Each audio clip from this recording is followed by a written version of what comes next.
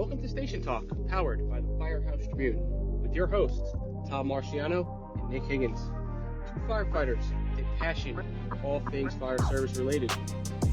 On this podcast, Nick and Tom sit down with fire service professionals and others to discuss their topics, their lives, on and off duty, and all things fire service related. So sit back and hope you enjoy this episode of Station Talk, powered by the Firehouse Tribune. All right. Hello, everyone. Welcome back to another episode of Station Talk, powered by the Firehouse Tribune. With us today, joining Nick and I, is our guest, Patrick Werkus, Battalion Chief of the Elizabeth Fire Department and founder and owner, right, of Division Command Training? Yes. Perfect. All right. So, Patrick, welcome to the show. Glad to have you on. Yeah, thanks for having me. I'm glad to be here. Excellent.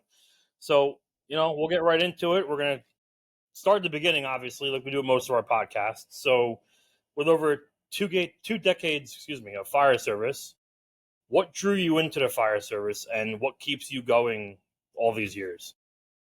Yeah, sure. So, my father is the hugest influence in my life and career. So, he started out as a coalman in the Union Fire Department in New Jersey. Then he was a volunteer in Roselle Park, and then ultimately did 36 years in Elizabeth as well. So from the time I can even remember, there was always, the firehouse, the fire trucks, the guys. So that's what I grew up with, and that's what I knew. And, I even remember, and there's pictures actually hanging on my wall here, even me as a kid, doing these little things for school. You go off and decorate your bike and show off your bike. So my dad would, make a fire truck out of cardboard and slide it over my bike so it looked like I was riding around a fire truck. So I was hooked from as early as I can remember. What really solidified it for me was he was caught in a flashover in '89, I believe it was. So I was about 4 or 5, and he got burned up pretty good.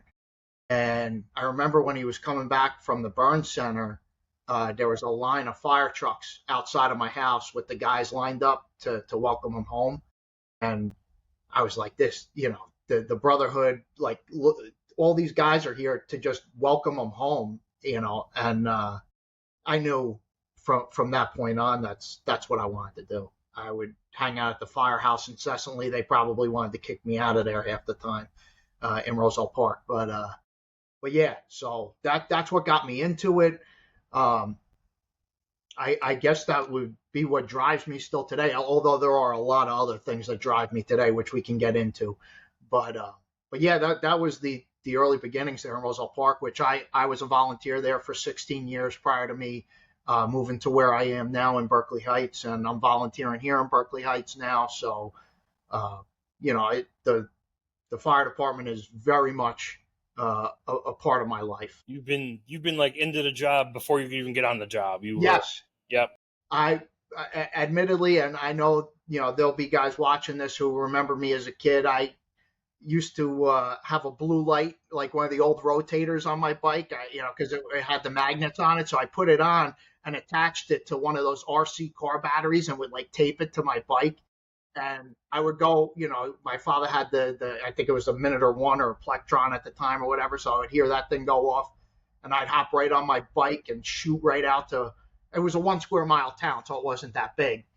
So me and a couple of buddies, we would go to these calls, ride our bikes around as kids and have the blue light on the bike going and everything. I think we drove them nuts, but it's all good. You know what? It's crazy because if you actually take that method, like, people are making money on that now.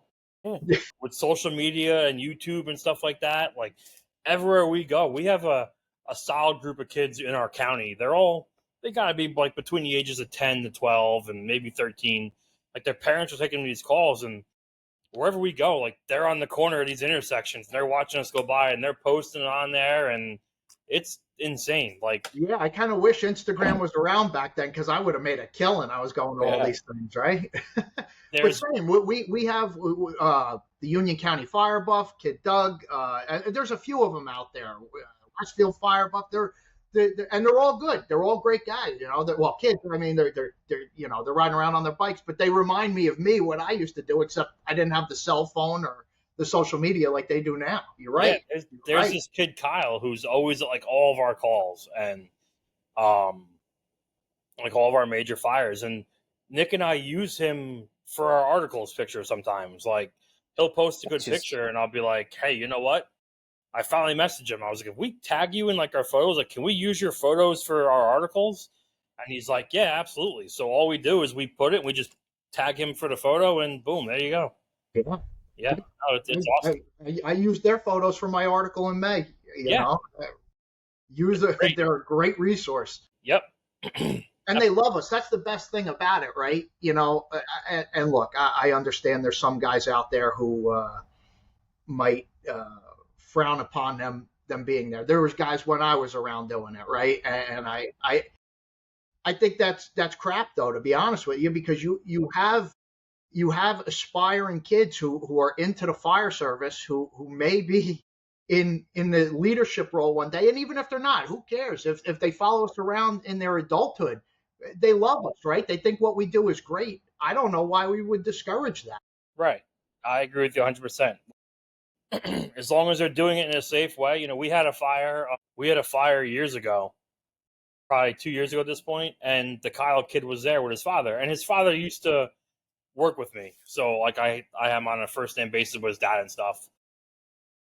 He came over and I was like, yo, make sure you get some good photos here, whatever, blah, blah, blah. He's like, all right. He's like, I'll go up over there because of the caution tape. I was like, no. I was like, go around the caution tape. I was like, if anyone stops you from the police, I was like, tell them to see me and I'll take care of it for you. I'm about ready to get this kid a vest when he comes over. Like, hey, put this on and, just say fire photography or whatever and call it a day. You're right. Because, and obviously, I'm focusing a lot right now on division supervision. And I said, if you see any chiefs with an FCBA on that are inside and you can get a good picture, take a picture. Like, I need that for what I'm doing. Absolutely. Because I need chiefs that are dressed. Yeah. Like that's exactly it. And the other aspect of it is you can use it for a training tool. Different aspects of it, pick different things that look good, didn't look good, how did this whole stretch look? How are they dressed in there? Little things that have come off the top of my head, but you can figure things out that way. Even read smoke, fire behavior, It's nice because we've used some of his photos before too, where it's like, later on, a few days after the fire, I'm talking to my captain and I'm like, this is the photo. Like this part right here is what I was trying to describe to you when you were on the inside, I was on the outside, and we couldn't really meet in the middle of what I was describing. This is what I was talking about. And it's like, oh, okay, now I kind of can picture it for next time or whatever, but it really is a great training tool. Yeah. And I've had that instance where I was in a garden apartment and we were told, come out. And it's commands like, you have to bail out. And we're like, we got the fire. I'm on the radio. We have the fire, you're telling us, engine, you have to get out. You have to get out. Well, I come out hot and I go into the commander and I was screaming at the guy. What are you taking us out for? What the fuck, man? Like, come on. Like, we had the fire. You didn't see what I'm seeing from the outside. Things auto-exposed and it's about to collapse and you're standing in there. You're like, we had the fire. A couple weeks later, pictures come out. This is why I told you to come out of that building. The whole thing was coming in on us, but we're inside. It looked like when I'm sitting in. But I didn't see the outside. So I'm screaming at the guy, and I had to apologize to him down the road. But sorry for losing it. Tail between your legs, like fuck. Yeah. But to your point though, that and we can go down a rabbit hole in a little bit, but that's where division supervisors that bridge that tactical gap. So while you're inside on the task level, right? You have, and I understand not everybody can have a chief officer as a division supervisor, although that's what I advocate for, but you have a division supervisor now that can kind of be that in between the strategic and task level. So maybe you understand a little bit earlier why that's going on. And that happens anywhere you go. So, yeah. And I want to go off because you mentioned division supervisors and chiefs, and I want to kind of touch on that real quick before we even move on with anything else. But I come from a department where a lot of times guys are like, all right, so there's only one chief and there's an assistant chief who'll be the operations. So the captains and lieutenants are going to have the division stuff inside or whatever. And I get it where I like it for experience reasons. But at the same time, if I have mutual aid chiefs, I want the mutual aid chiefs in that spot because if you're the officer, the captain, lieutenant of a rig, like your job is your company. That's what I need you there for right now. If you're the captain and the lieutenant is also on your crew, then maybe we can talk about it because I can take the captain for a division and the lieutenant will still have eyes in his own company. The mutual aid chiefs, they get there and you can easily utilize them. It's not, Yeah, and there's different systems wherever you go, and the more that I talk to people, the more I understand this. What I will say is, you mentioned operations. So what I've found is on a Type 4, Type 5 incident, your residential structure fire, right? Do we really need operations? And what I mean by that is, if you're the incident commander, and this goes for anybody, if I'm the incident commander, and I have a couple of rooms going, or even 2 floors of fire, do I really need operations? What I'm really doing is, as the incident commander, I'm just basically taking all the stuff that's on me and saying, okay, ops, you got it. And what am I doing at that point besides being an observer? Where I really need that ops chief or whoever's in that operations position in one of those situations is inside, reducing the span of control on a division level, reporting back to me as the IC, so I don't have 5 or 6 or 7 people reporting back to me. If I got 2 floors of fire and I put 2 division supervisors in place, I should really only be hearing from 2 or maybe 3 people if I have a roof or a Charlie. I'm not saying that the outside positions aren't important. They are. I really want a set of eyes on the back, especially from, where I come from, where you got rows. It might not be easy to get around the back. You got to go through an exposure to get to the back, right? So those positions are crucial. But if you put 2 division or 3 division supervisors in place, wherever the need is, wherever the greatest need is on a dynamic incident, then not only have I reduced the span of control, I've made it safer. The incidents flows so much smoother.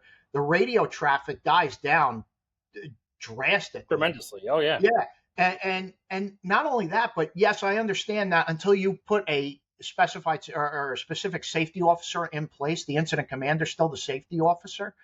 But I talk about this where if I have 2 chief officers inside or 3, whatever the case is, did I not just put an extra safety officer on each division to oversee that whole floor and the operations that are going on? Not only primary searches, not only fire attack, not only ventilation, but I put an added level of safety in there because I have a set of eyes that are carrying out my strategic goals as the incident commander. Correct. So I just, it works. It works. And although, there are critics out there, and I've heard it, do I really need a battalion chief or 2 battalion chiefs when I have a mattress fire? No, probably not, because it's going to be out and you guys are going to have it addressed before I even get dressed and get in there. However, if I'm practicing these division supervisors or putting people in those positions on the non-dynamic incidents, well, when it hits the fan on these dynamic incidents where I have multiple floors of fire, or God forbid the fire gets away from us and now we have maydays, or like you said, right? You were inside the building, Nick, and you didn't realize what conditions were on the outside, and things go to crap, quickly. Yeah. We can avoid that by just practicing it on the non-dynamic incident. So when the dynamic incident happens, you're good to go. And it's not trying to take the experience or undermine the company officers by any means.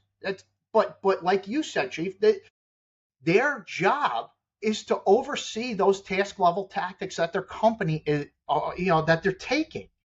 So I'm not there to counsel you or be a jerk to you. Look, if I see something that needs to get done or things might not be happening in a controlled manner, then yeah, I'm going to have to say something, and you have to have command presence, which I mentioned in my program.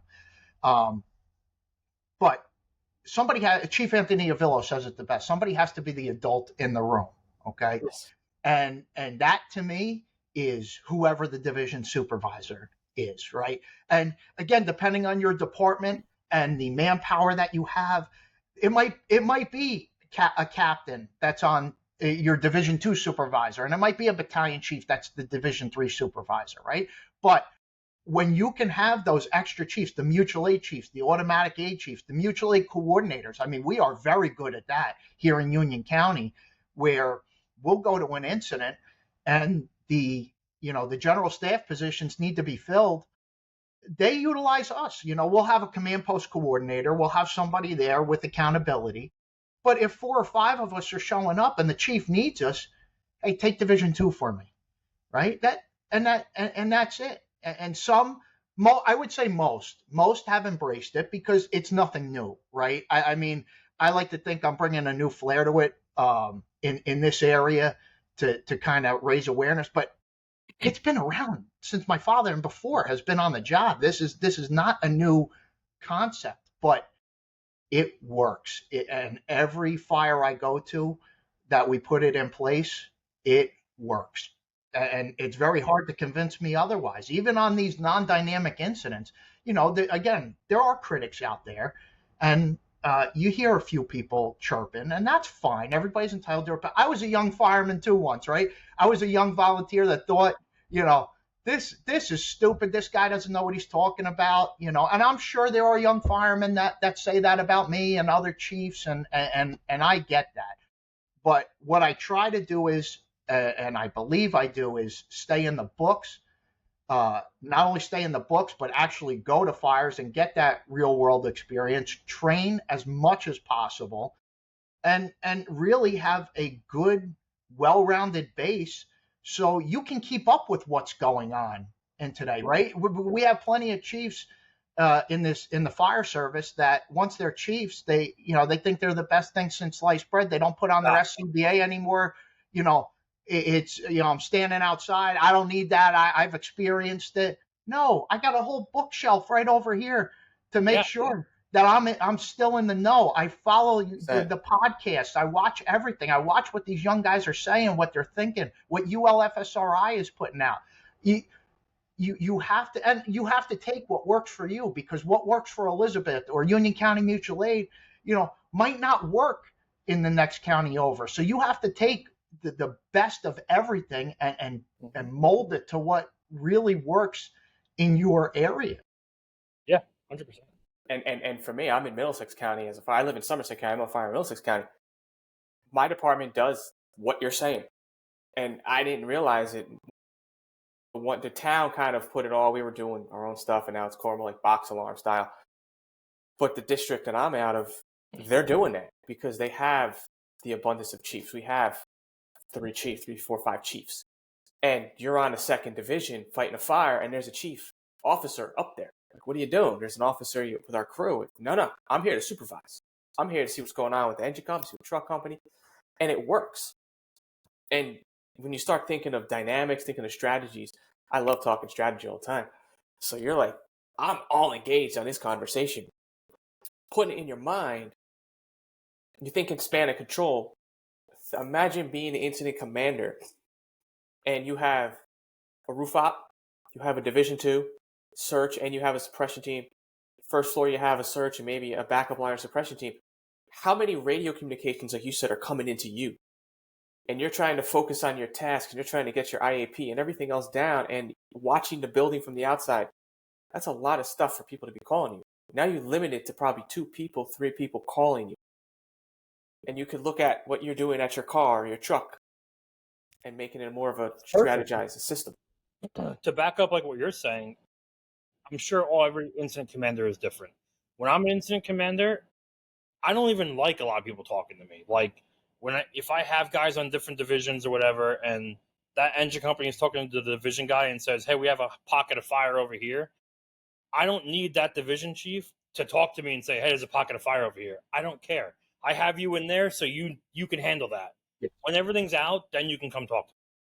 Well, and that's the thing, face-to-face communication works. It works best, right? Even if I got to go mask to mask with a guy, right? Hey, what do you got? What do you need? Do you have your people, right? Is everybody accounted for?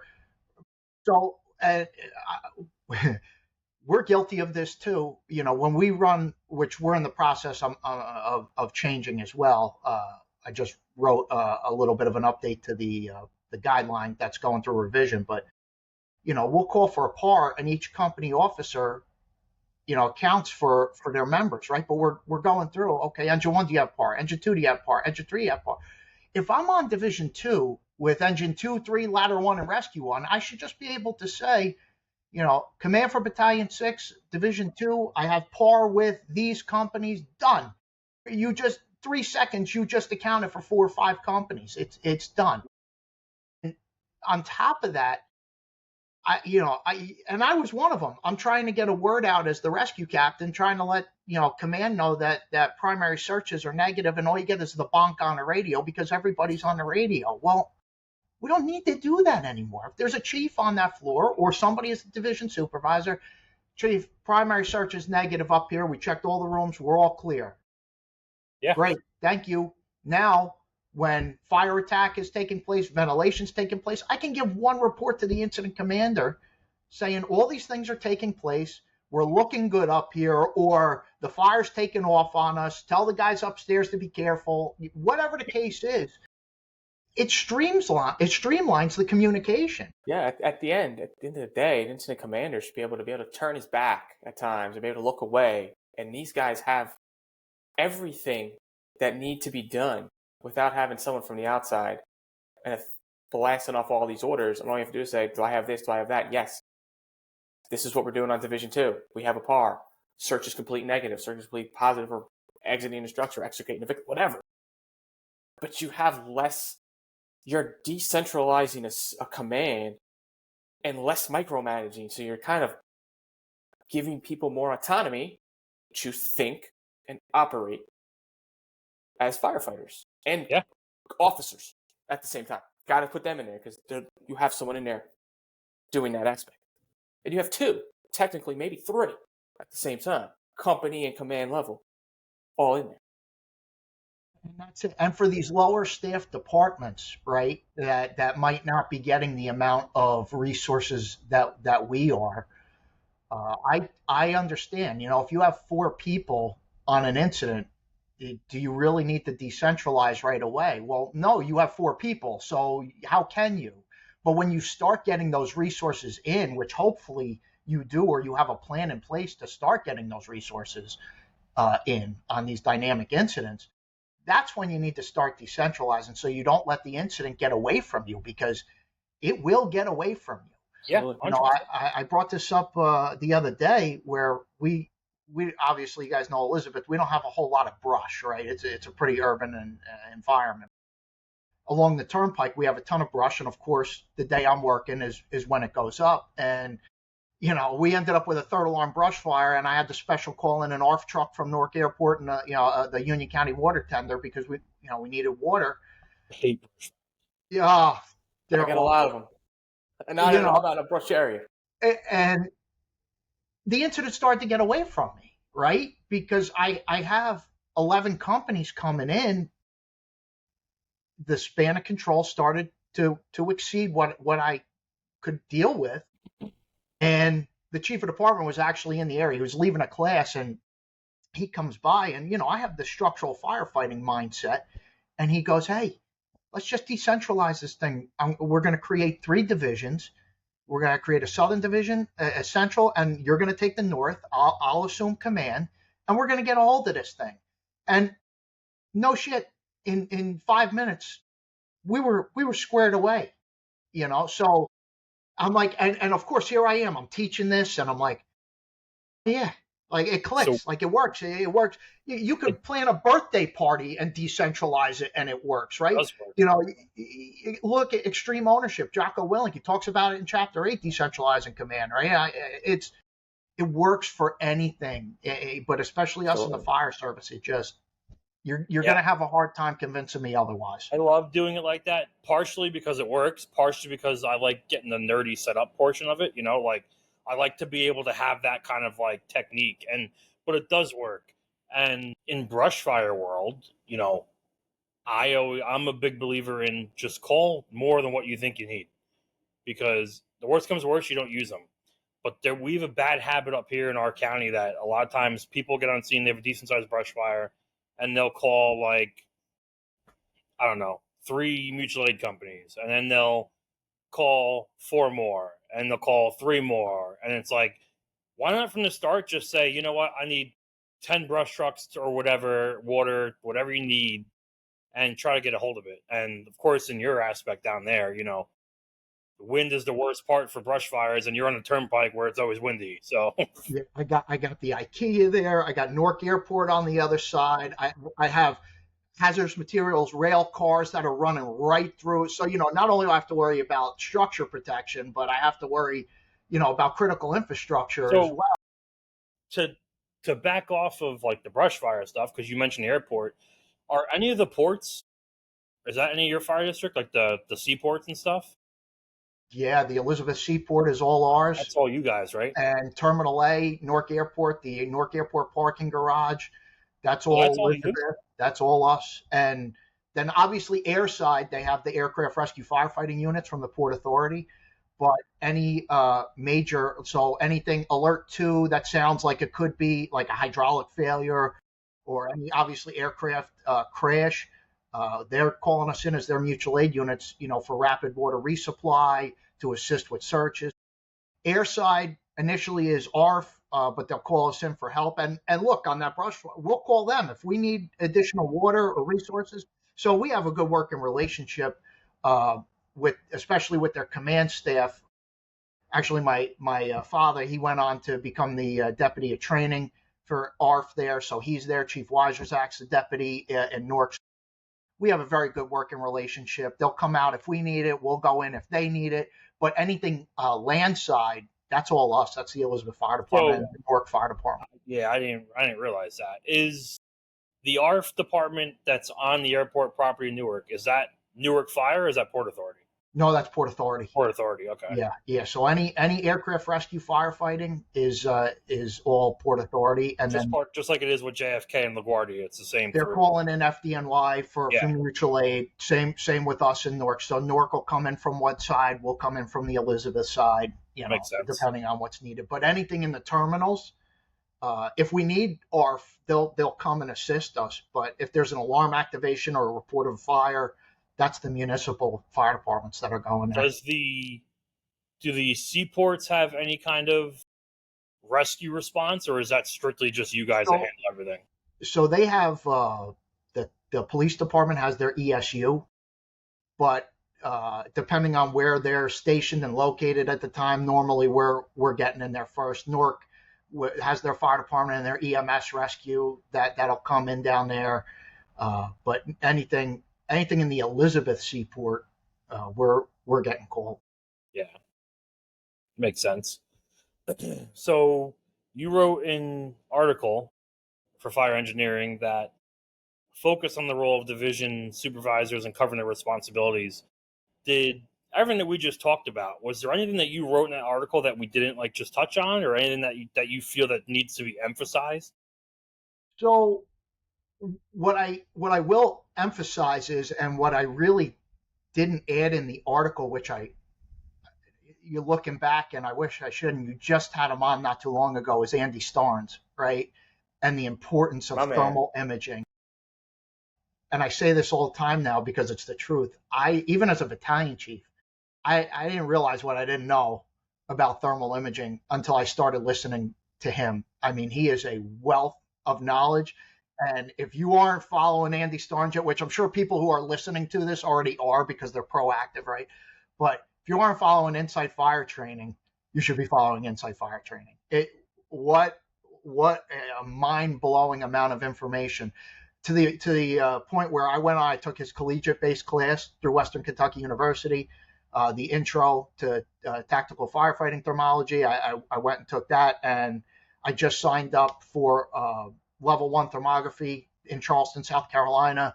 I'll be going through the Infrared Training Center just because I want to expand my knowledge in thermal imaging. Because on a division supervisor level, to monitor conditions, you need to have some solid thermal imaging camera, a solid tick base, I believe. So he's so good with it because like oh, you could literally just call him up and not even have a class. Like, listen, I have a question on thermal imaging camera, and you're like going to that. phone him for 2 hours, and he'll help you out anyway. I literally just emailed him a few weeks ago. Like, our new towel layer is coming in next month, and I'm like, we're getting a new tick. What am I getting here? And he was like, depends what you want, blah, blah. I'm like, you're the guy. What am I getting? And he's like, I like this. If you're going to do this. I'm like, perfect. This is what I'm getting. Yeah.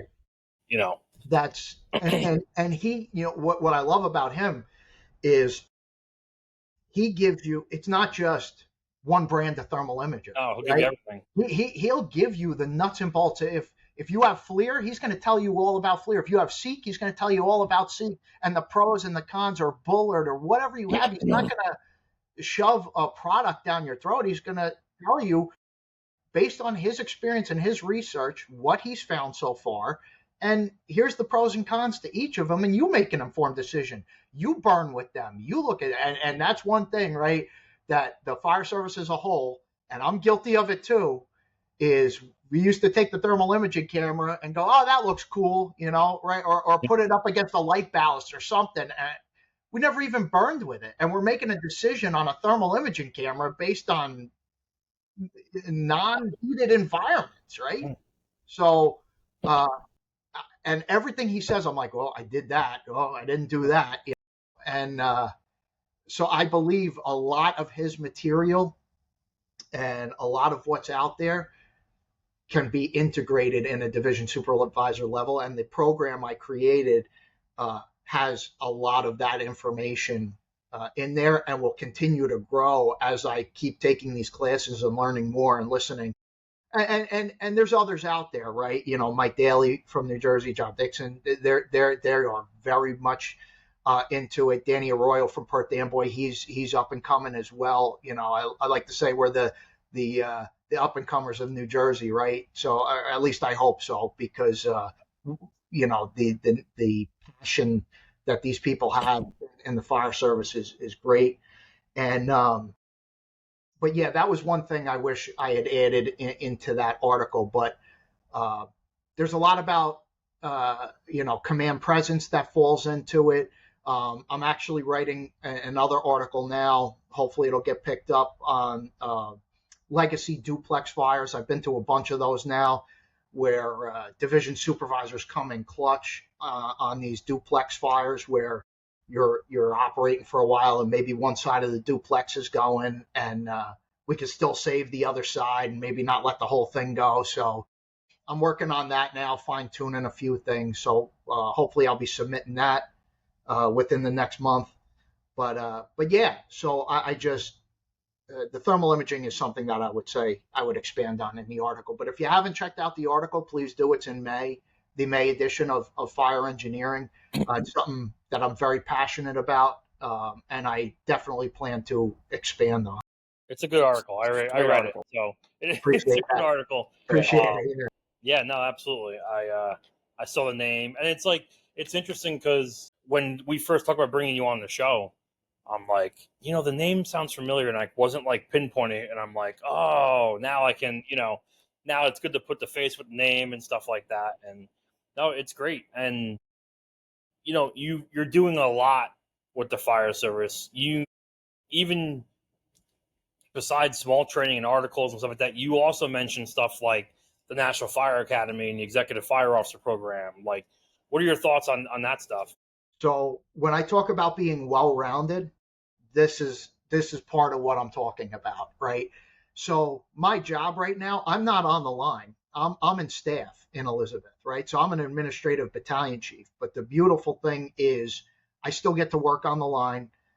If we just had, you know, a fire in a rooming house the other day that was 2 blocks away from the firehouse, you know, I still get to get out of the office and go to fires. I got dressed, went in. I was the Division 2 supervisor, right? I asked the chief, where do you need me? I need you on Division 2. Okay, great. Oh, and then with my role in Union County Mutual Aid, I still get to go. But to be well-rounded, right? And this is even for chiefs or company officers who are on the line, to be proactive, to really round out your leadership abilities. The National Fire Academy, the Center for Public Safety Excellence. There's a bunch of things out there. Columbia Southern University. I went and got my master's degree through them. Right, education. You see, yeah, you have to. You have to in this day and age, and that it doesn't stop there. It doesn't. Right. It's not that you know, just because I'm in the EFO program and fingers crossed that I get through it, that doesn't mean you can be absolved from going to fires, from training. You know, I am very, very much into training, even though I'm in admin. You know, I just taught the NFA strategy and tactics for initial company operations the other day in Elizabeth. It was a 2-day program. I think it was well received. I put a little bit of the Elizabeth flair to it with some simulations. And from what I'm hearing, the feedback I'm getting is it was well received. Before I go into the whole training thing, the EFO program, it focuses on a few things. It focuses on yourself. So the first class you go to is a 2-week program, and it's all on yourself as a leader, and really taking a deep dive in on you and maybe some shortcomings and things you could build on. The next one is about your organization. And then the third class, which I'll be going to at the end of August, is based on your community and your community involvement. So I just had to do a whole project, which I'm in the process of typing up, where I had to meet with pretty much leaders in the community, from anything from the business district to community development through City Hall. And I have to basically do a project on how the fire department and those city leaders, whether formal or informal, how they function and what they could see the fire department doing better to serve them, and vice versa, right? Like what we could do. So there was a lot of ideas that came up about that. And then after the third program, you get assigned, you basically, from my understanding, and again, I have to go to the third class to get all the information, but you put out there what you want to do for your research project, and they either approve it or say, no, you need to go in a different direction here, which my plan is, as of right now, is to do officer development in the state of New Jersey. And, you know, because as you guys are aware, you know, Fire Officer 1 is really, it's kind of taken off now, but it wasn't very popular for a while. Fire Officer 2, you could barely get a program. I was finally, you know, I took one with Chief Anthony Avillo through the division a few months back, finally gotten that. But 3 and 4 for chief officers, except for Salem County, who's rolling out like a great program from what I understand, they've only done a few of them. So I've been in touch with the leadership down there, and I fully intend to use them in my research if the NFA and the EFO program allows me to go that route, because I think it's something that we need to expand upon here in New Jersey, and it's not just Fire Officer 1 through 4. I'm just using that as an example. There's a whole litany of other things that need to go into officer development, but that is the route that I'm going in, and New Jersey is lacking in EFO applicants. That was made abundantly clear. Each year they cap it at 500. They take about 150, if I'm not mistaken. There are not many from New Jersey who even realize that the EFO program exists. Yeah, like it's even a thing. Yeah, and again, it's not the only thing, but throughout the country, it is the premier executive fire officer program.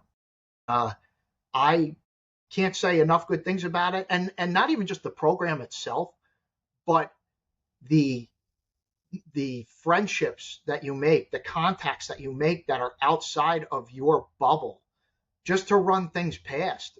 That in itself is invaluable. So let's touch on that for a hot second, because that's another thing that I feel like this podcast has been great for Nick and I with it, but I don't think people understand how important networking really is in the fire service.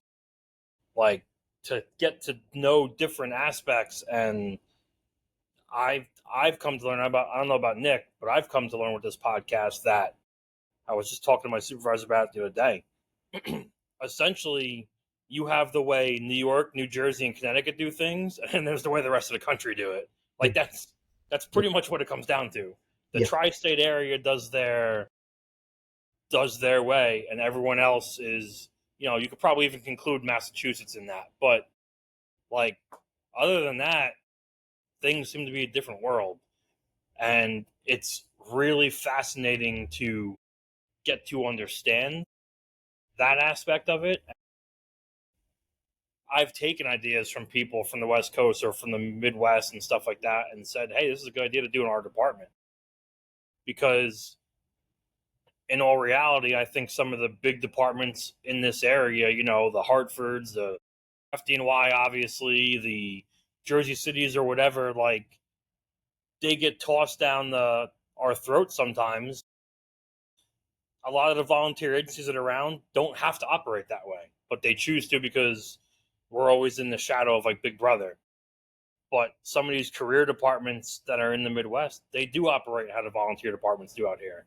And it's good to get some ideas and stuff. So networking has been huge, and I'm sure you've met people from all over the place. So all over, and I've made great friendships from it. And I know we're talking about the EFO program. The National Fire Academy is not just the EFO program. Don't misunderstand me. They have so much more. Now, you're not going to go to the National Fire Academy and get a burn building, right? You're not. So basically, what I've heard and what I like to consider is like the Harvard of the fire service, right? So you're going to like a college level type place, and it's a beautiful campus. The National Fallen Firefighters Foundation is there. The memorial wall is there, which is beautiful in and of itself. The campus is fantastic. If you haven't been there, they offer programs. There's New Jersey Weekend for New Jersey firefighters that are listening.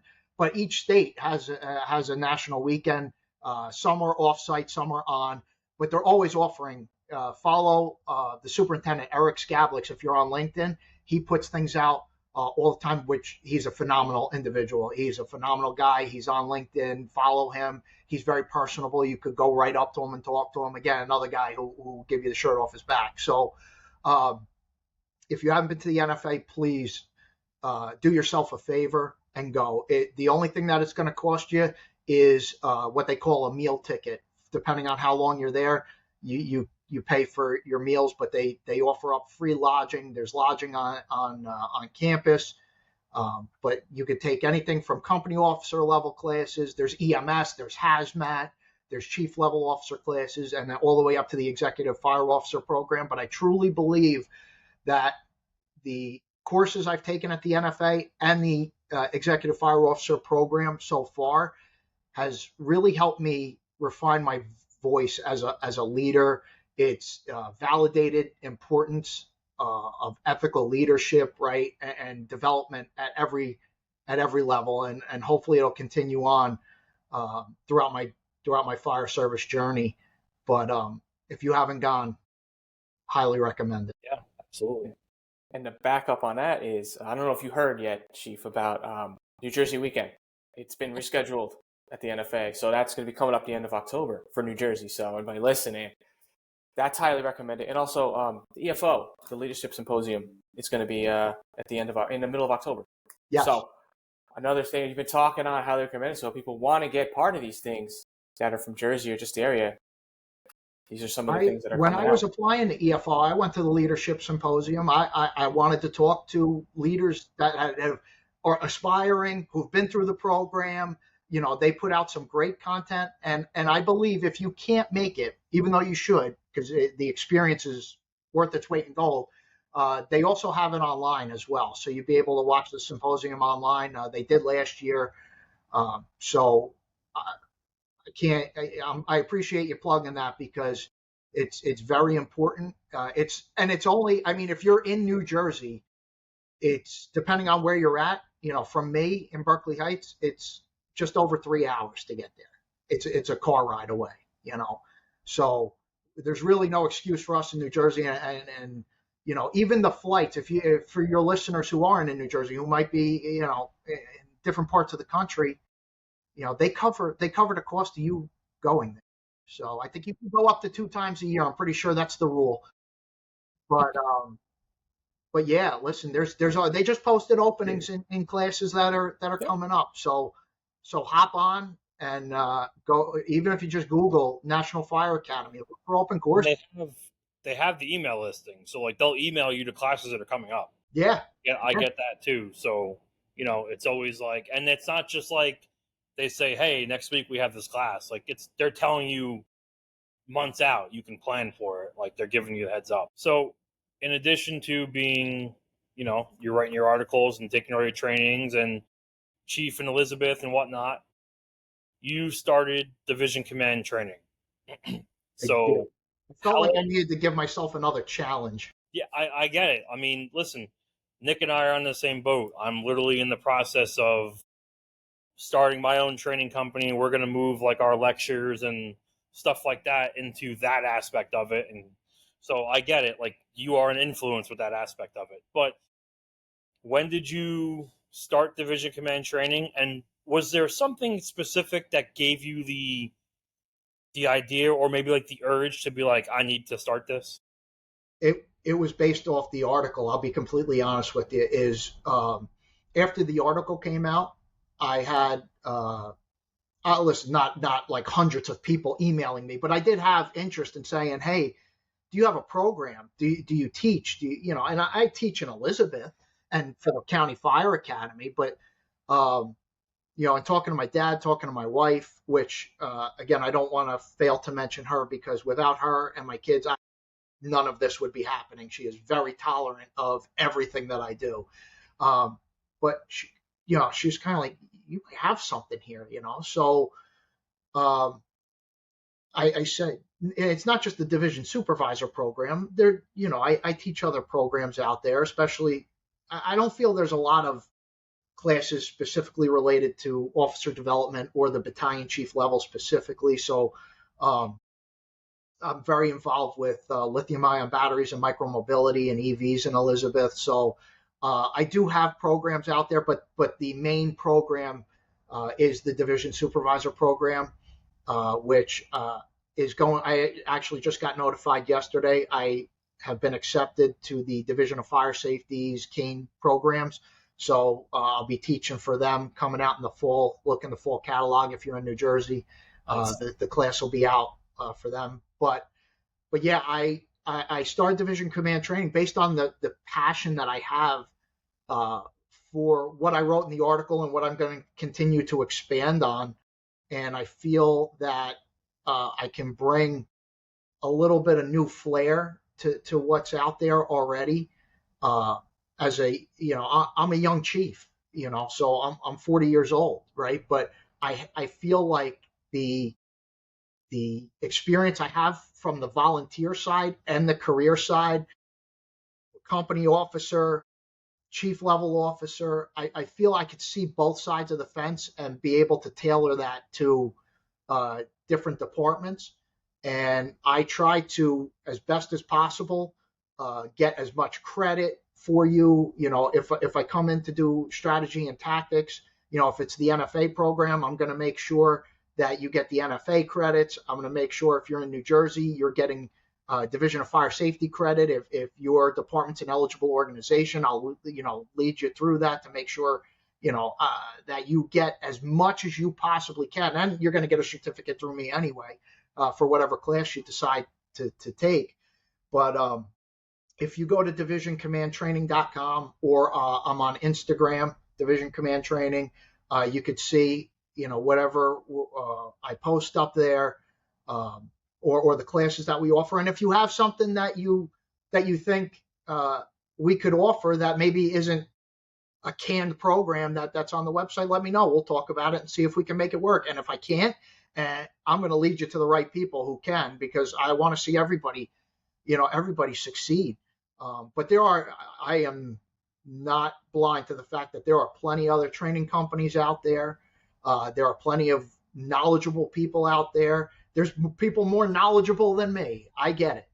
But if you're looking to add a little bit of a new program to your department, give us a shot.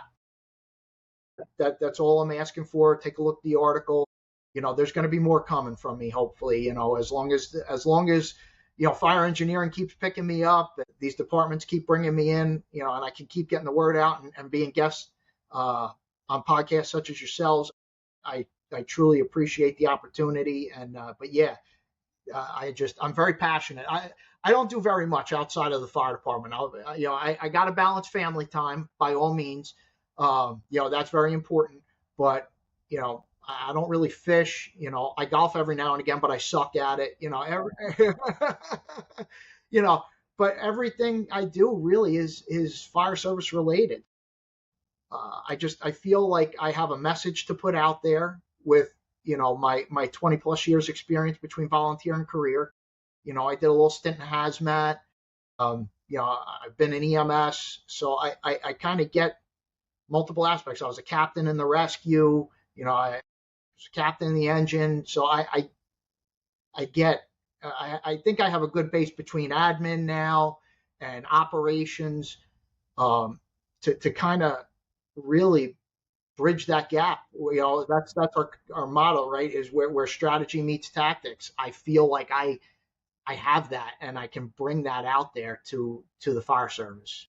Yeah, no, that's perfect. And you mentioned that there's a lot of different training companies out there. Obviously, like I said, I'm trying to start mine. You have yours, and there's a whole bunch out there. It's nice to see that you sit there and then you're not getting the this guy's not doing this. Other training companies are bringing up other training companies. It's funny you mentioned that because I was just talking to Danny Arroyo about this a couple of weeks ago. He's got a training company. He's a battalion chief in Perth Amboy, and he's got a training company, and he's the head of the FMBA education now, and he's doing some really good things. Anything he puts out, I'll plug. Promotional prep, right? They brought me in to teach a couple of classes as well. Chief Prats, Chief Montaigne, Chief Durpak, right? And they supported me, and they support me starting my own training company. Listen, I'm still going to go in and teach classes for them.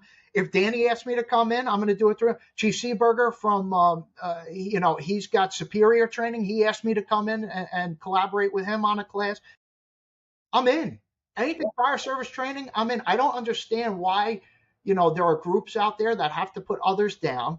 If you don't like something somebody's doing, or you don't think they're, if I make a mistake, well, talk to me about it. Train me up. Tell me something I'm doing wrong. Don't beat me down for it, right? And I'm using that in a general term. Nobody has done that. I see it. I see it on the internet. People just want to crush you. Or crush, or are we not a brother and sisterhood here? Like it's the first thing. Boom! Why'd you stretch the line that way? That's stupid. Why'd you position the apparatus that way?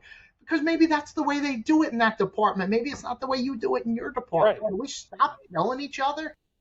We, Danny B said it. We posted his clip again like a week or two ago, and he said the worst thing about the fire service is the fire service itself and how we tear each other down.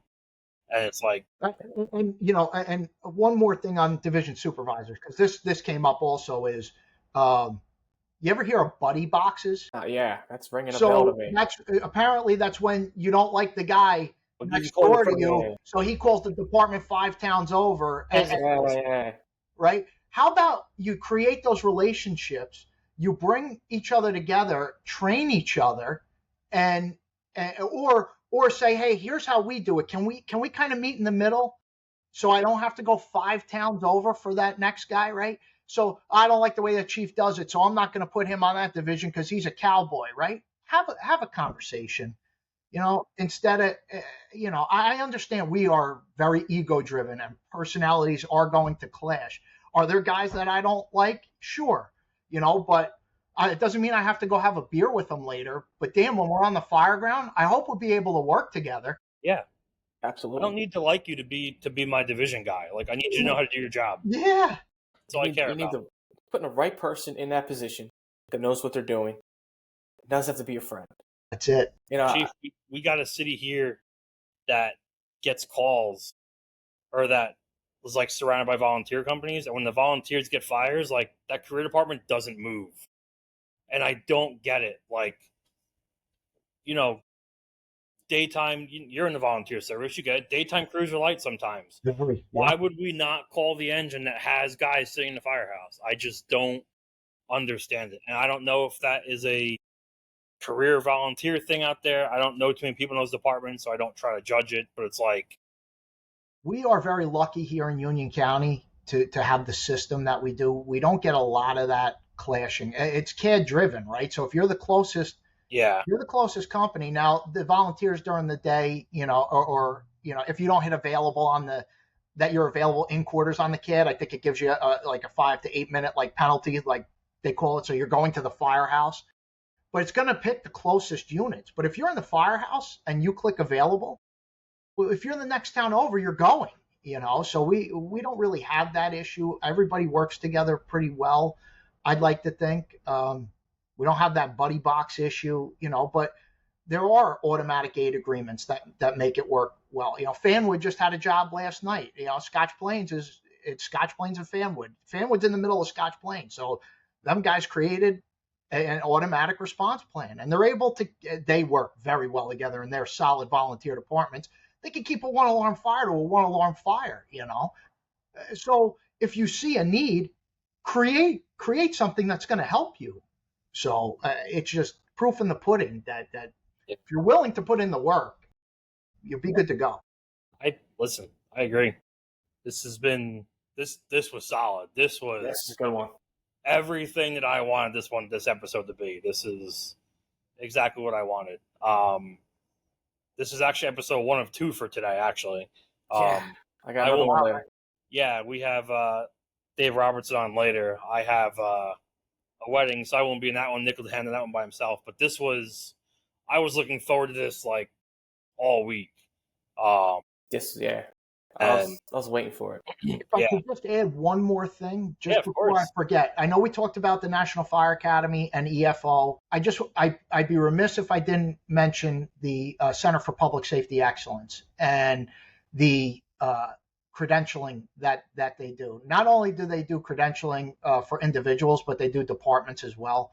But I am a credentialed chief fire officer, and when I was a captain, credentialed fire officer, the applications are lengthy, but what it does is it really forces you to dive in on different technical competencies, strategic planning, financial practices, human resources, but it also talks about emergency operations, communication. So even as a fire officer, I think there's 8 technical competencies, but take the time to go through and just look and fill out that application, or at least look at the technical competencies to see if you would meet it. But what it did for me was, it made me go through my certifications. It made me take a deep dive. I had to pull out everything, put in chronological order, and work on a couple of things. It's peer reviewed. It's all things that are making you a stronger fire officer, a stronger chief officer, or if you're aspiring to be either of those. Doesn't absolve you from taking the training, department training. It doesn't absolve you from putting on your air pack. It doesn't absolve you from going to, Bobby Eckert's trainings, or live fire trainings. Like, you have to do, it's not just being on the computer. You have to do everything well-rounded. But an apparel company put out an article a few months back when Bill Gustin passed away, which, I'll be completely honest with you, kind of pissed me off. But I took that time to kind of reflect. And again, you're not going to agree with everybody, but the guy was basically shitting on the EFO program and saying that, too many chiefs focus on EFO and nothing else. Well, you know what? I took offense to that, because not only do I focus on EFO, but I focus on doing hands-on training. I focus on making myself a better fire officer, and I go to fires. So just because I attend the National Fire Academy's EFO program doesn't make you a shit chief. So Correct. I'm just putting it out there. Look at the CPSE. Look at, if you're an instructor, the ISFSI has great courses. Look at the NFA. Put yourself, go to Bobby Eckert's classes. Go to any of these live fire trainings that are out there. Wherever you are in the country, Firemanship, I heard, is a phenomenal conference. I would like to try to get there one time. You know, it just FDIC. Go to FDIC. That's the mega, right? But anyway, I want to keep dragging it on. I just make yourself better. Stay proactive. Stay engaged. Stay committed. And just make yourself a well-rounded firefighter, fire officer, and chief officer. Bobby Eckert's a guy you always see that gets all this hate stuff. People, he gets a ton of hate. Like, what are you doing? Like, I tell you, like, I get it. Like, you go, and I saw him speak once in Rockland County, and everyone always says, oh, he has like, this kind of persona to him. I'm here to tell you, when he's not presenting and you're talking to him one-on-one, that persona doesn't exist. Yeah. He's a nice guy. Like, you don't have to agree with everything he says. Who cares? I don't agree with everything he says, but do I think what he's doing is bad? No, I think what he's doing is phenomenal for the fire service. You're giving realistic fire training. Go. Correct. Go. Look, listen, he had a vision. He's making it work.